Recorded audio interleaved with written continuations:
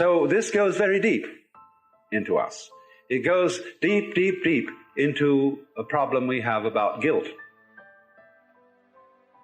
I wonder often if there's any relationship between guilt and gold. That the love of money is the root of evil. It's a very true saying. Because you see, I was saying yesterday that the difference between having a job and having a vocation is that a job is some unpleasant work you do in order to make money, with the sole purpose of making money.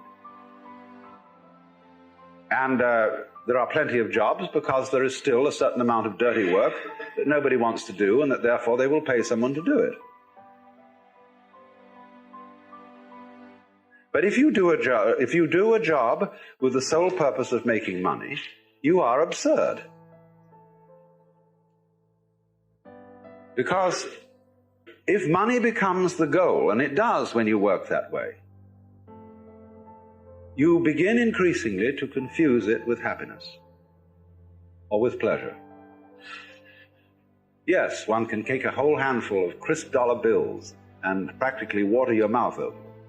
But this is as kind of a person who is confused, like a Pavlov dog, who salivates on the wrong bell.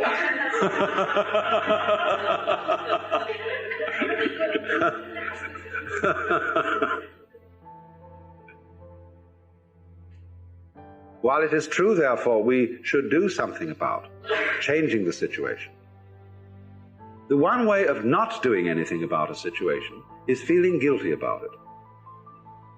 Because when people feel guilty about a situation, they most usually, instead of doing something practical to change it, they resort to all sorts of symbolic methods of expiation. They go to confession. They see an analyst. They do all kinds of things which will be ways of actually not doing anything about the problem, but feeling all right about it instead. And guilt invariably produces that sort of reaction. It is a destructive emotion. And instead, we need to have a different attitude to our mistakes and to our misdeeds. Walt Whitman always admired animals because they do not lie awake at night and weep for their sins. Our animals are practical in the real sense, as are children who haven't been taught this extraordinary hang-up of guilt. Because if you have done something wrong and you have made a mistake, and somebody makes you ashamed of it and guilty, you run around licking the sores of your wounded ego because you feel your pride has been hurt.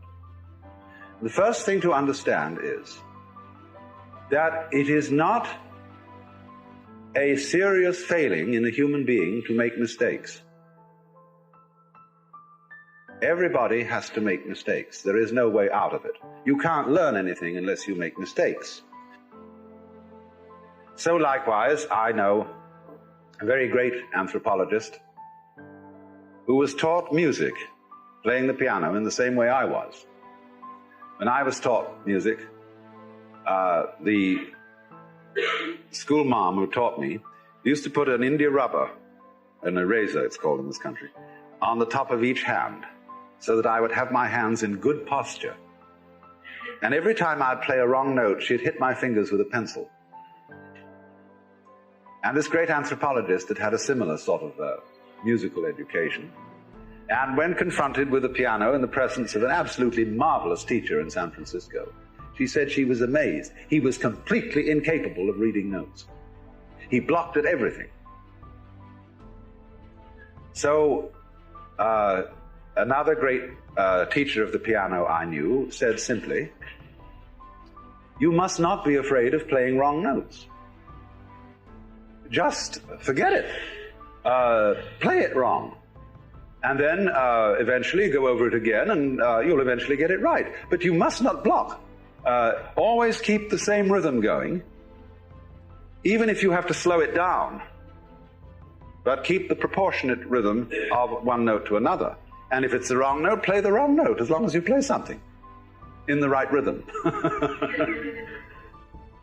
So, you know, this is a way of taking away people's blockage, people's guilt and shame about making mistakes.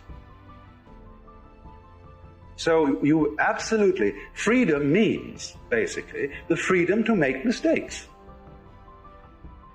The freedom to be a damn fool. And then not to recriminate with yourself when you do finally realize that it was a mistake, but simply don't do it again. Or at least do it less often.